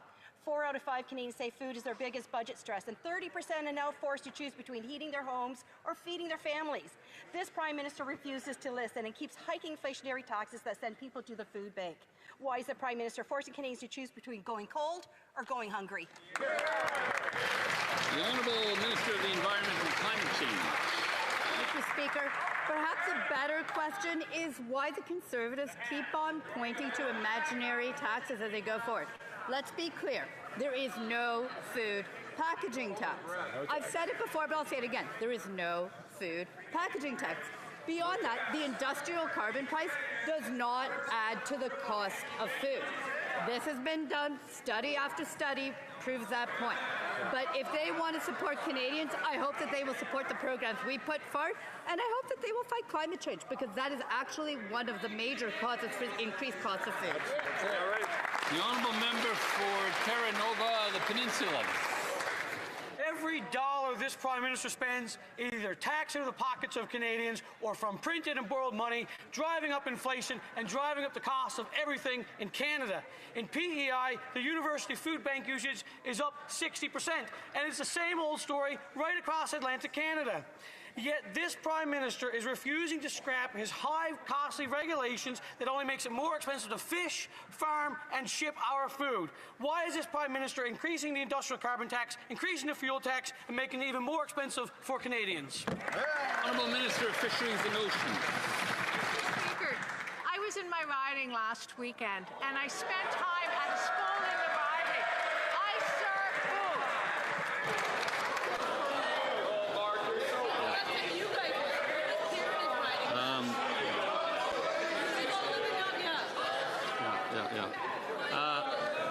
The Honourable Minister of Fisheries and Oceans.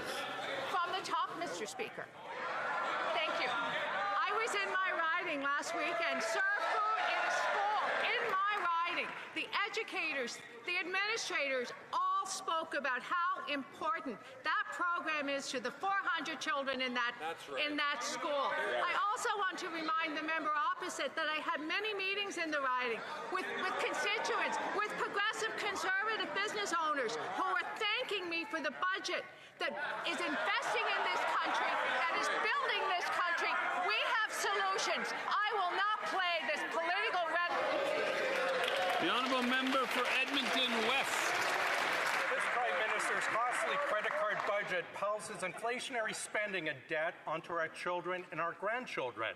Canadians are putting nearly 50% more on credit cards for basic living expenses than just 10 years ago.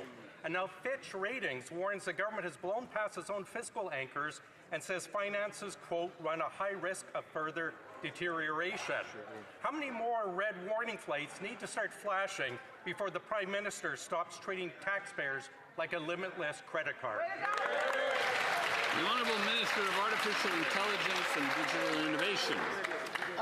Mr. Speaker, the only word the opposition seems to know is no. It's time for them to take yes for an answer. We said yes to investing in our businesses and entrepreneurs. They said no. We said yes to a national food program.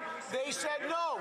We said yes to affordable homes, investing in our military. They said no. Mr. Speaker, it's time for them to say yes to Canada and build this country strong. The honourable member for Edmonton West. Is sounding the warning. Yes, Canadians are drowning in credit card bills after a decade of Liberal inflation. And yes, the Parliamentary Budget Officer says the Liberals have abandoned their own debt-to-GDP anchor, the very same anchor they said protects their AAA rating. The PBO further concludes that the Liberals have almost no chance of achieving their declining deficit-to-GDP ratio. It's no wonder the costly Prime Minister wants to fire the PBO. How many more fiscal watchdog reports have to come out for the Prime Minister to rein his inflationary spending? The Honourable Secretary of State for Financial Institutions. Mr. Speaker, Canadians are not buying what that Conservative leader and his party are selling. In fact, 70% of Canadians have no confidence in him to lead. Last week, we passed an historic budget by Canadians, for Canadians, so we will never be reliant on one country again. It's time for that member to put down the talking points, get on board with us, and let's build Canada. Thank you, Mr. Speaker. The honourable member for Calgary-Crowfoot. Mr. Speaker, this credit card budget loads today's spending onto tomorrow's taxpayers. Fitch Credit Rating, which rates the government's credit, says the Liberal government frequently blows through its fiscal anchors and has, quote, a high risk of further deterioration. The Parliamentary Budget Officer says the government abandoned its previous fiscal anchor and that was there to preserve its AAA rating. So how many more disastrous independent reports is it going to take for this Prime Minister to rein in his spending? Good question. L'honorable ministre des Finances. The Honourable Minister of Finance. We'll take nonsense from these guys. But Kevin Page, Mr. Speaker, a former parliamentary budget officer, will give them some lessons. And I quote, "We need to focus on growth. We need capital investment to boost innovation, improve infrastructure, diversify trade. We live in a dangerous time and we must meet our NATO spending." I believe Parliament should approve the budget plan, Mr. Speaker. On this side of the House, we will fight for Canadians because every day is a good day to fight for Canadians. Honorable député de Port. The Honourable Member for Portneuf-Jacques-Cartier. Mr. Speaker, the $78 billion deficit is dangerous. The Liberals have maxed out Canadians' credit cards. Experts, including Fitch Ratings, which rates the government's creditworthiness, are warning us. Caution! There is a high risk of worsening the financial crisis in Canada. Even the Parliamentary Budget Officer, an impartial officer of the House of Commons, pointed out that this government is putting Canada's AAA credit rating at risk. Can someone get this Prime Minister to come to his senses and to stop spending?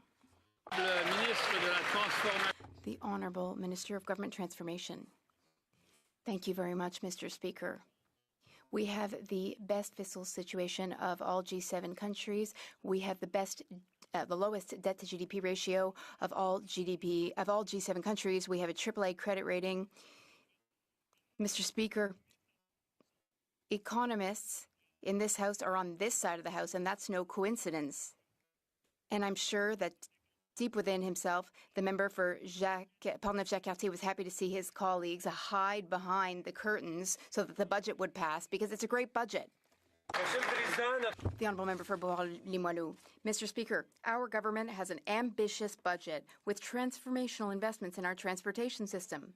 The Minister of Transport visited my riding in Quebec City to talk about these initiatives, especially at the port and the airport. But before that, the Minister visited the Magdalen Islands. Could the Minister provide more details on the important announcement he made there and what it means for the community? Thank you. The Honourable Minister of Transport.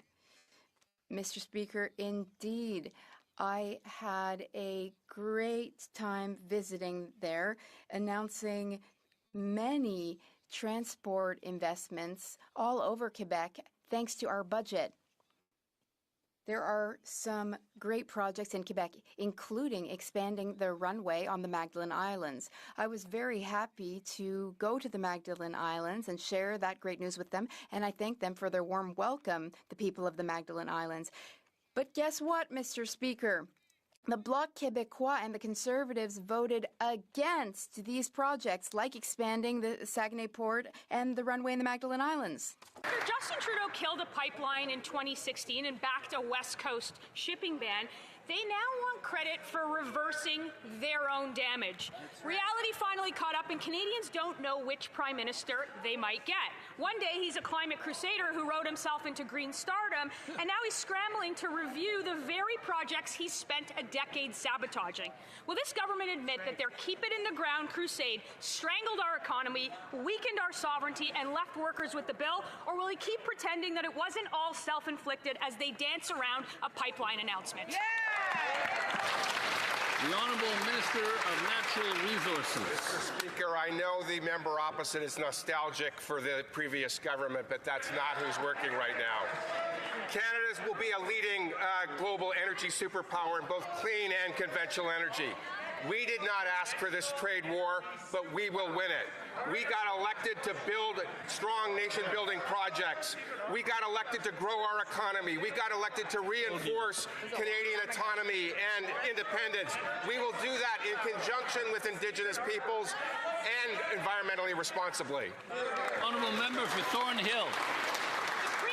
Alberta is expecting an east-west pipeline. The media is also reporting on the announcement of an east-west pipeline, and the only ones who haven't said it are the ones who are directly responsible for it. They can't even utter the word pipeline. So I've got a simple question. Is the government in favor of an east-west pipeline? Yes or no? Yeah.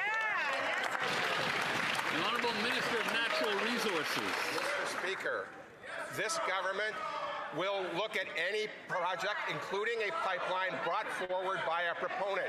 We have a process under C5 to look at it.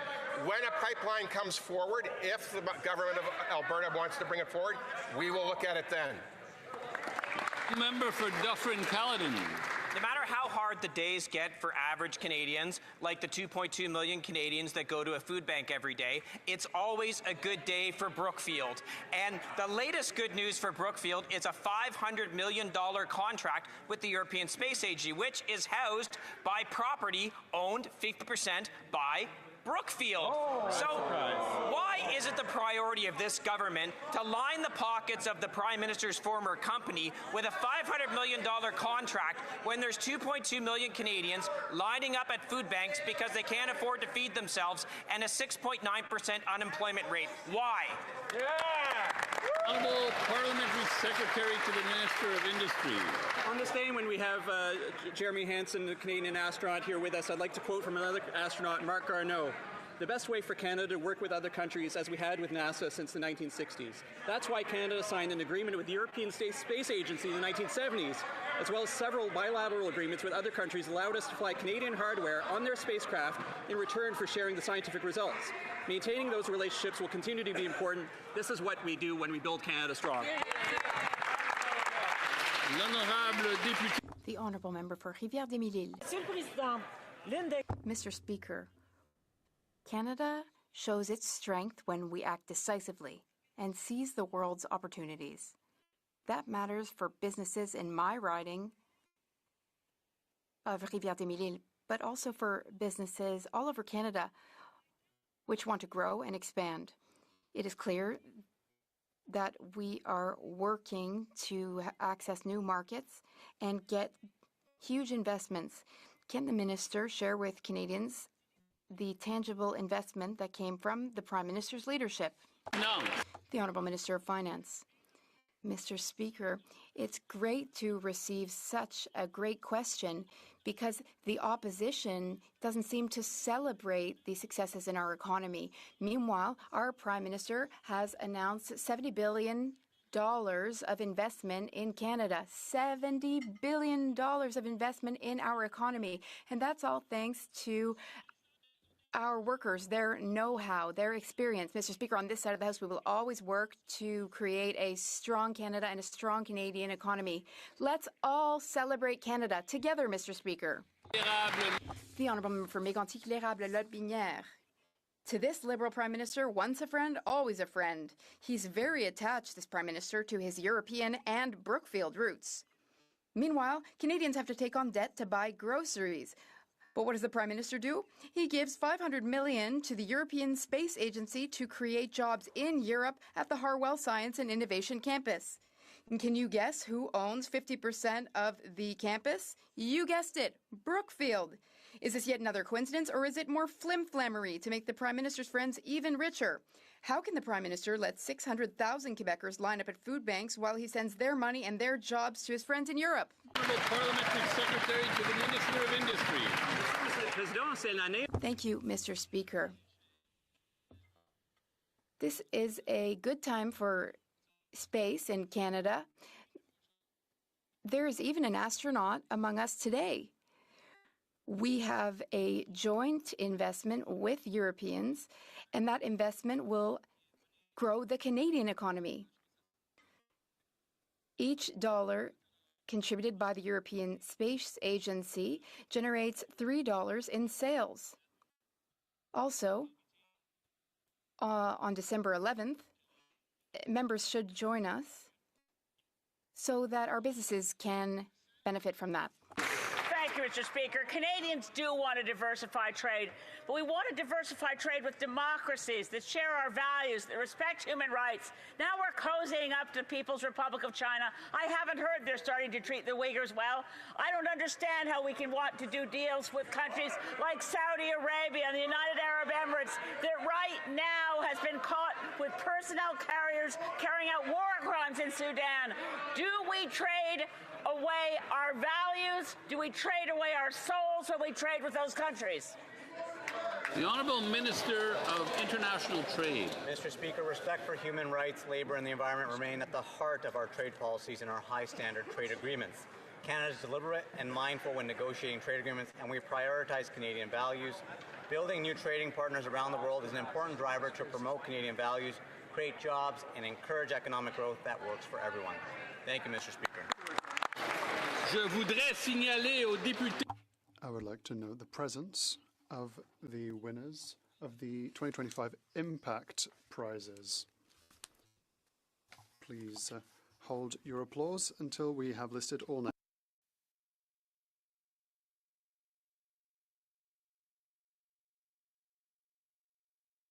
Maxine Clark, Tara McGee, Chief David Diabo, Miriam Denov.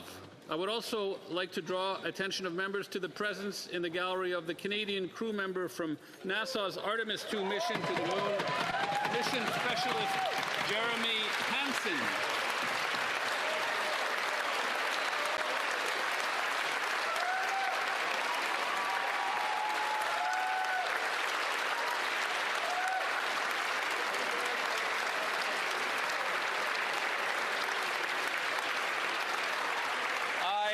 I invite all honourable members to join Mr. Hansen and me in the Speaker's Salon, room 233S, immediately following question period for a reception in his honour.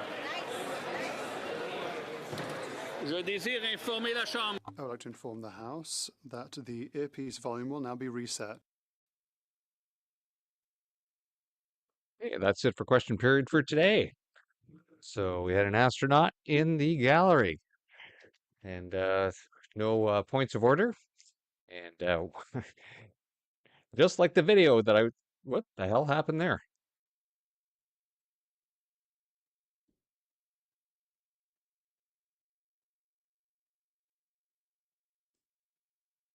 Sorry about that. Everything just kind of went down to the bottom. There we go. My apologies.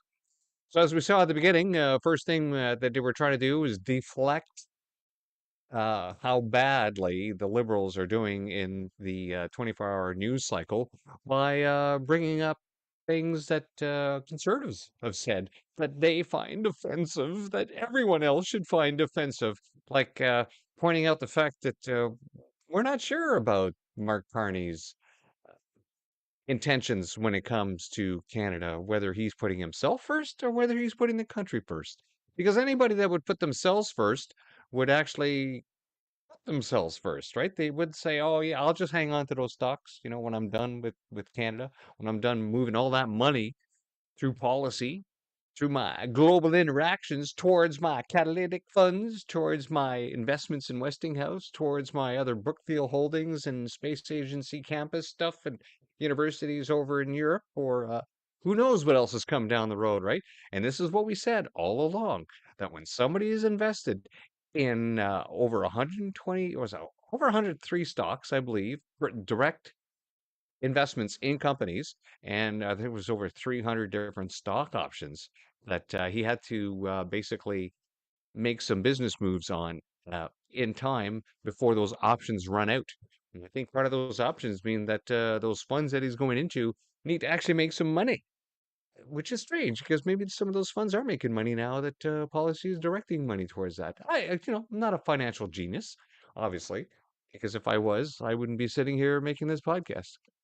All right. Well, we didn't get to finish our little supplement that we published today, so I'm just gonna throw that now because it's only a couple of minutes long. It's not the full 5 minutes. We'll cut it short at about 3.5 minute length. We'll come back and do a quick goodbye and a little surprise, and then after that the outro. So let's go into the supplements.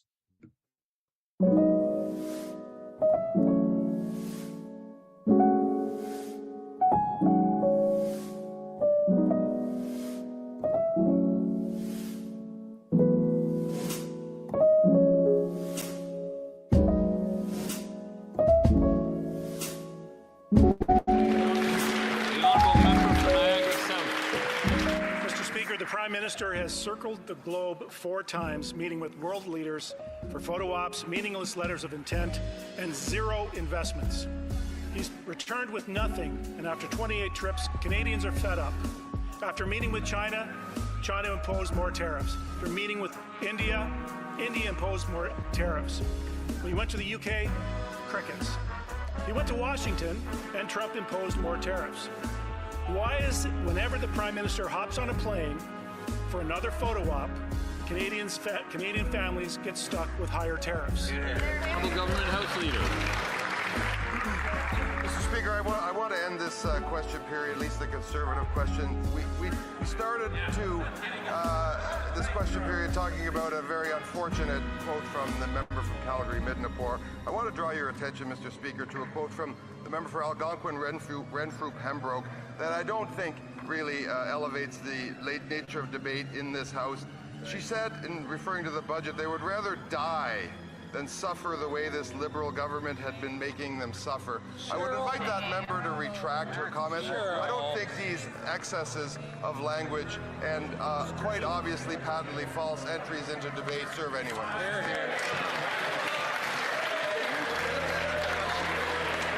Is the member we'll have to deal with this afterwards. Make him answer the question, though.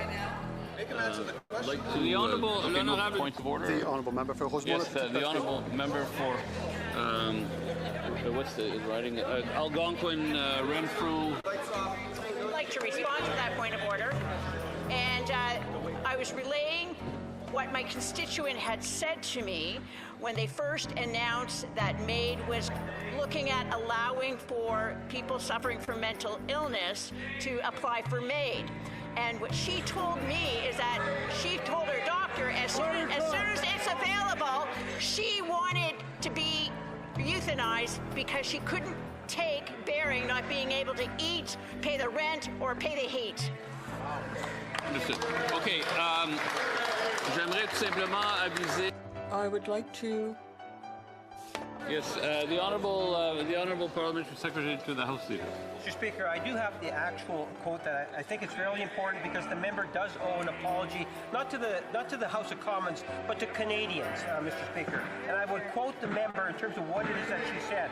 There are older people in my riding who just cannot pay the rent or the electricity bill. This is debate. I'm sorry. Yeah, we're getting into we're slipping into debate. The House Leader brought this up during question period, and so I permitted the member to clarify or to attempt to clarify, but I consider this case closed, really, to be honest.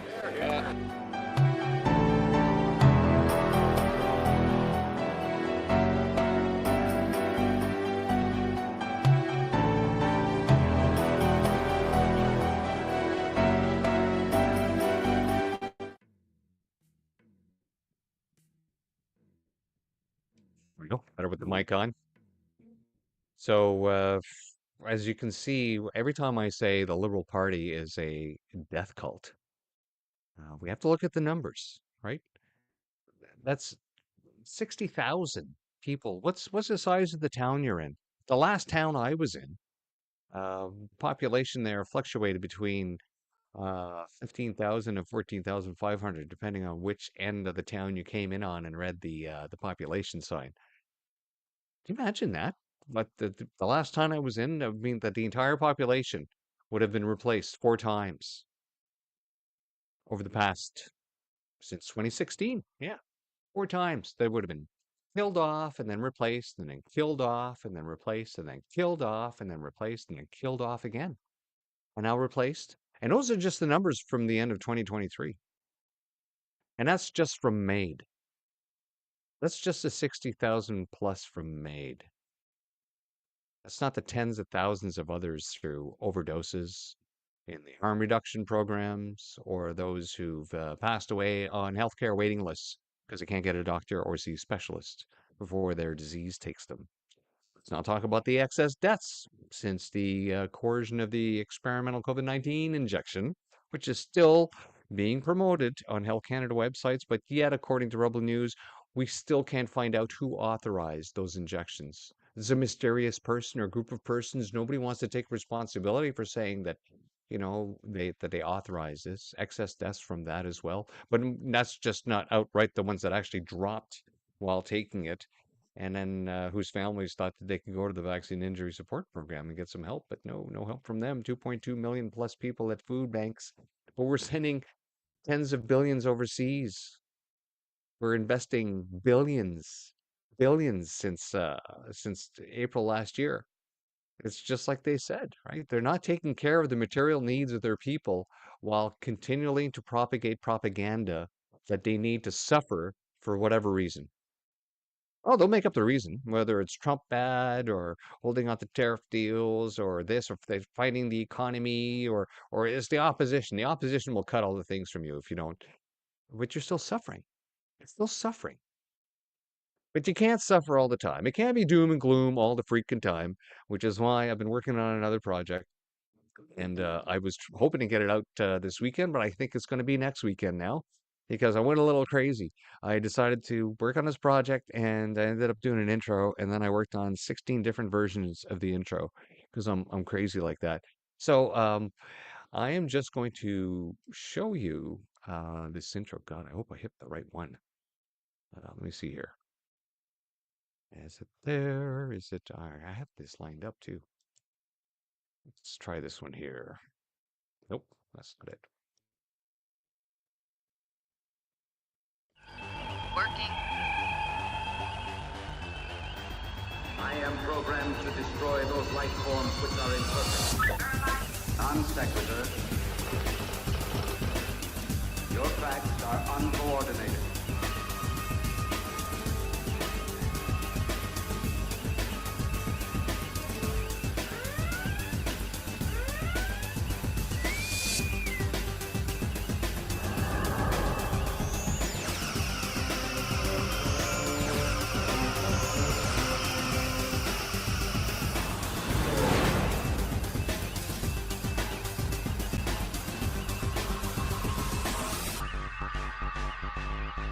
Program complete. Enter when ready.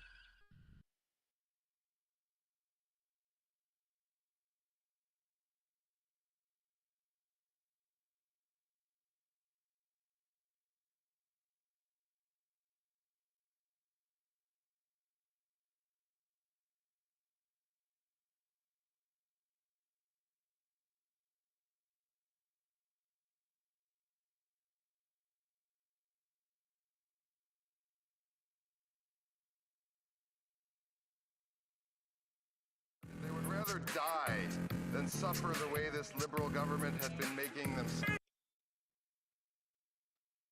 Let's do that again, this time with the mic on. Thanks for all for coming out. If you're watching, please leave us a comment down below what you think about the intro for the weekend space thing. I've been wanting to do this for a while from all the efforts I've been doing on the other channels.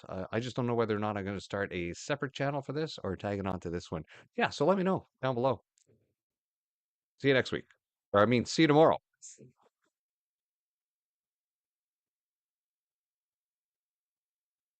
Government had been making them. It's available. She wanted to be euthanized because she couldn't take bearing not being able to eat, pay the rent, or pay the heat. If the Conservatives want the truth, we'll tell them the truth. Yesterday from the Prime Minister really freaked these Conservatives out because they saw the ambition in that speech. And not only did they see it in that speech today, as the Prime Minister stood with the Premier investing in new nuclear to ensure the jobs of today and the future, they know that the youth... The only thing that's revolting are those answers. Speaker, there's no lessons from these Conservatives. Trust me on that, Mr. It's too bad that minister didn't write the Prime Minister's speech yesterday, because it wouldn't have bored and depressed to tears all of those poor students stuck in that room. There he spoke about how they would have to sacrifice more and that it would take time to reverse all of the misery that has built up over the last 10 years. Mr. Speaker, young people want to have homes. They want to have jobs. They want to have hope. They want a budget that is affordable so they can have a life that is affordable. Will the Prime Minister introduce that budget so that Canadians can restore the promise of their country? And we decide what comes next. Canada know that this government has their back. It will continue. There's going to be a powerful statement for the young people of Canada.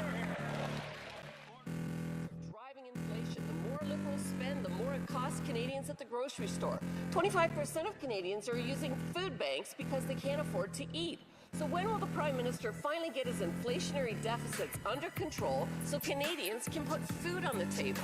Mr. Speaker, Conservative members pretend to care about food insecurity, but then they call feeding children garbage. Mr. Speaker, what's garbage was that answer? Did the Prime Minister see the ad before it went out? Of course there are too many people living in poverty in Canada, but there are significant initiatives being put in place by this government. Being serious means being honest and telling Canadians. Canada's economy is in fact growing, Mr. Speaker. Thank you, Mr. Speaker. I appreciate the plug for my book. If the member read books instead of talking points, the country would be in a better place.